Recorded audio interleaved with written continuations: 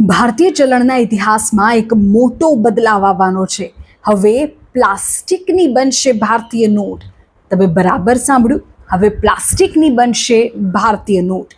Polymer currency રજૂ કરવા પર કેન્દ્રીય બેંક કરી રહી છે મંથન. વિગતવાર સમાચાર આપને આપું છું. ભારતીય ચલણી નોટોના ઇતિહાસમાં એક મોટો અને ક્રાંતિકારી નિર્ણય ફેરફાર હવે થવા જઈ રહ્યો છે. હવે ભારતમાં કાગળની નોટના બદલે પ્લાસ્ટિક એટલે કે પોલિમર કરન્સી લાવવા પર વિચારણા ચાલી રહી છે. પટના અને મુંબઈમાં યોજાયેલી કેન્દ્રીય બેંકના બોર્ડની તાજેતરની બેઠકોમાં મહત્વના અને ગંભીર વિષય પર ચર્ચા થઈ. છેલ્લા કેટલાક વર્ષોમાં બજારમાં રોકડની ભારે માંગ જોવા મળી રહી છે. સામે પક્ષે કાગળની નોટો છાપવાનો ખર્ચ સતત વધી રહ્યો છે.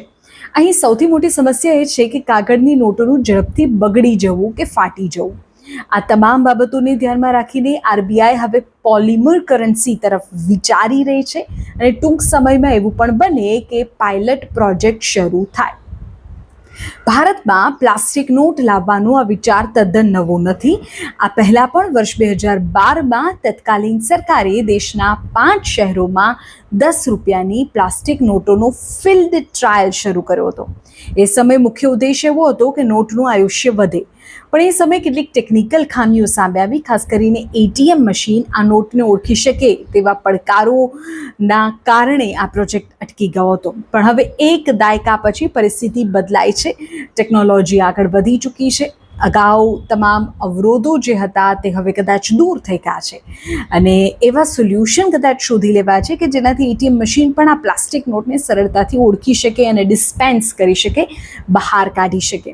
વૈશ્વિક સ્તરે પણ આ સિસ્ટમ સુપરહિટ સાબિત થઈ છે. તમને જો ઉદાહરણ આપું તો ઓસ્ટ્રેલિયા, કેનેડા, બ્રિટન સહિત વિશ્વના 60 જેટલા દેશો પોલિમર બેંક નોટનો ઉપયોગ કરે છે.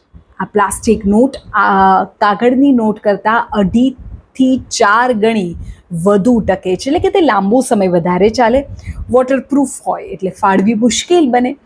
અને રિપોર્ટ એવું કહે છે કે ખાસ કરીને 10 અને 20 રૂપિયા જેવી નાની કિંમતની જે નોટ છે તેની બજારમાં ભારે માંગ રહે છે. તે ઝડપથી ખરાબ થઈ જાય છે. આરબીઆઈ નોટો છાપવાનો ખર્ચ ઘટાડવા માટે અને જનતાની સુવિધા માટે આ નિર્ણય વહેલી તકે લે તેવું પણ બને. આ પાયલટ પ્રોજેક્ટ સફળ રહેશે તો આગામી દિવસોમાં તમારા પાકીટમાં રહેલી કાગળની નોટોની જગ્યાએ રંગબેરંગી અને મજબૂત પ્લાસ્ટિકની નોટ આવી જાય તો નવાઈ નહીં.